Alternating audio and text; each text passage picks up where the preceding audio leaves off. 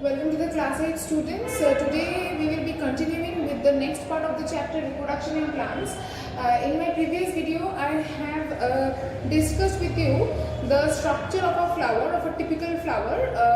The parts or the whorls of a typical flower are calyx, corolla, androecium and gynoecium. I hope you remember everything clearly, so that depending on that we will continue with a new topic today under this chapter, which is pollination. Okay. Now the name pollination comes from the word pollen grains. I hope you all know what are pollen grains. Those are the male reproductive units, not just the male reproductive unit, the reproductive unit of a flower, which are produced inside the male reproductive organ, which is the stamen. Produced inside the stamen. As you all know, that stamen consists of a filament and the anther. So this is the male reproductive organ.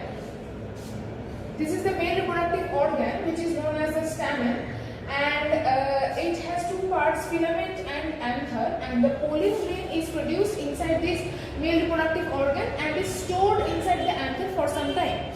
Now this pollen grain, as I said, is the reproductive unit of a flowering plant or a flower. Okay. Now this pollen grain is many thousands or hundreds of pollen grains are inside the anther, and the transfer of this pollen grain means the pollen grains has to be transferred from the male reproductive unit to the female reproductive unit, which is known as the pistil. Okay. So the pistil looks like this.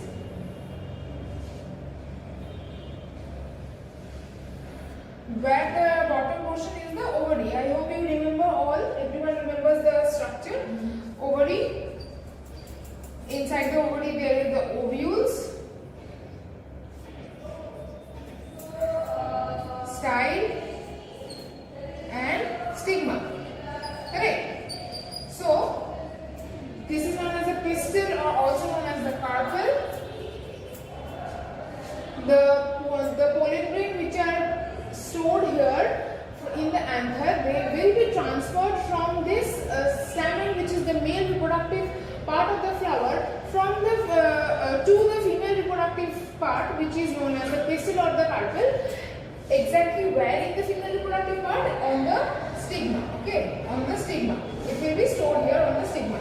So this whole process of transfer of the pollen grain from the anther of the male reproductive part of the flower to the stigma of the female reproductive part of the flower is known as pollination. Okay, the transfer of the pollen grains from the anther of the male reproductive part of the flower to the stigma of the female reproductive part. After that, the pollen grain will go down through the style and reach the ovary and cause fertilization. That is part of the fertilization. But before fertilization, this transfer of pollen grain is known as pollination. Okay. So in your book you will find, for fusion of gametes to occur, obviously the gametes, the male gamete here is the pollen grain, and the female gamete here is the ovules inside the ovary. Okay. So for the fusion of these two to occur, both have to meet, right? So the pollen grains will reach the female gamete, reach near the female gamete in this way. The process by which from your book you will find the definition, the process by which the pollen grains from the anther of a flower are transferred to the stigma of the same or another flower. It can be within the same flower, both can be within the same flower of a, if it is a bisexual flower, and if it is not a bisexual flower, then it will be from a male flower to a female flower. Okay, so it is known as pollination, and pollination is basically can be done naturally or artificially, also by agents. Now if it is taking place naturally, then the natural agents, then some natural agents are there which we will talk after some time, and if it is occurring artificially, means with the help, that means man-made, it can be done by human beings also, so that falls under the artificial pollination pollination category. Now pollination can be of two types, self-pollination and cross-pollination. Okay, let me rub this.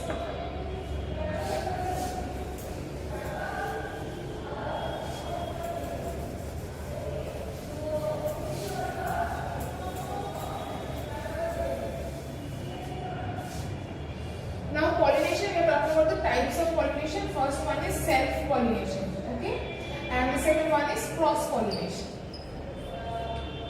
Now what is self-pollination? As I said while I was talking about the definition, when the transfer of the pollen grain occurs within the same flower, that means if the flower is a bisexual flower and the transfer of the pollen grain takes place from the anther of a flower to the stigma of that same flower only, then that is known as self-pollination. Means the flower is getting self-pollinated. Okay, so to define self-pollination, you will find the definition in your book: the process of transfer of pollen grains from the anther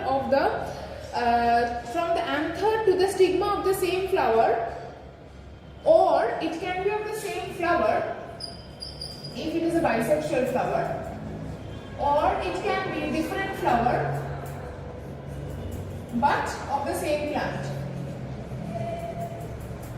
Suppose there is a plant which contains different flowers, one is male flower, one is female flower, then transfer of the pollen grain from the male flower to the female flower within the same plant, that is also considered as self-pollination. Okay, so self-pollination can again be of two types, as you get to know from the definition, which is within the same flower if it is a bisexual flower, and between the different flowers of the same plant. Okay, self-pollination, we are done with self-pollination. To give the example, we can say that hibiscus or China rose, whose structure we all know that it consists of all the four whorls. Okay, calyx, corolla, androecium, gynoecium. So it has both androecium and gynoecium. That means it can undergo self-pollination. Okay, so China rose is an example of self-pollination. Moving on to cross-pollination. Okay, what is cross-pollination? The process of transfer of pollen grains from the anther of a flower to the stigma of a flower of another plant of the same species. Obviously, species will be same, otherwise fertilization will not occur. But then cross-pollination takes place between different flowers of different plants of same species. Okay, so what is cross-pollination? Different transfer of pollen grains from the anther of a flower to the stigma of a different flower of a different plant but of the same species. Flowers are different in present in different plants, but both are of the same species. Okay, this is known as cross-pollination. So now you have an idea of the self-pollination and cross-pollination. What is self-pollination and what is cross-pollination? You have an idea. It occurs in unisexual flowers only, where only one reproductive organ is present. Okay, now in your book page number 23 you will find the difference between self-pollination and cross-pollination, which is very important. Okay, now to differentiate between self-pollination and cross-pollination, first point we can say that self-pollination occurs within the same flower or different flowers of the same plant. As I have written here, same flower, this thing will be the first point. Same flower or between different flowers of the same plant. First point under self-pollination. What will be the first point under cross-pollination? It occurs between two flowers of different plant. Different flowers of different plant, different flowers, obviously. Two separate flowers of different plants but of the same species. This will be the first point under cross-pollination. Clear? Moving on to the second point, which is also very important. If transfer of pollen grain is occurring within the same flower, no external agent is required. Means the flower does not have to depend on a separate agent, external agent who will come and take the pollen grain from that flower and leave it to some other flower. Okay. In this case, in self-pollination, no external agent is required. But if cross-pollination, obviously two different flowers of different plants is taking place. So the plant has to, or the flower has to depend on external agents. Different external agents are there, like wind, water, insects, birds. We will talk about all these agents in details. So they have to depend on an external agent. Okay. Third point, pollen grains. Third point under self-pollination. Pollen grains are produced in small numbers, thus no wastage of pollen grain occurs. Since the transfer is taking place within the same flower only, there is very less chance that any wastage of the pollen grain will occur. Okay, because within the same flower only, within the same flower or within the same plant, there is very less chance. It does not have to depend on any external agent where they will carry the pollen grains, and during while carrying, pollen grains will be wasted. No such thing will happen in self-pollination. So less amounts of pollen grains are produced, and what happens? No wastage also occurs. But in case of cross-pollination, pollen grains has to be produced in large amounts, because there is always a very high chance that wastage will occur during the transfer of the pollen grains by external agents. Suppose during while wind is carrying the pollen grains, there is heavy wind, okay, and wind is carrying the pollen grains from one male flower to a female flower of a nearby different plant.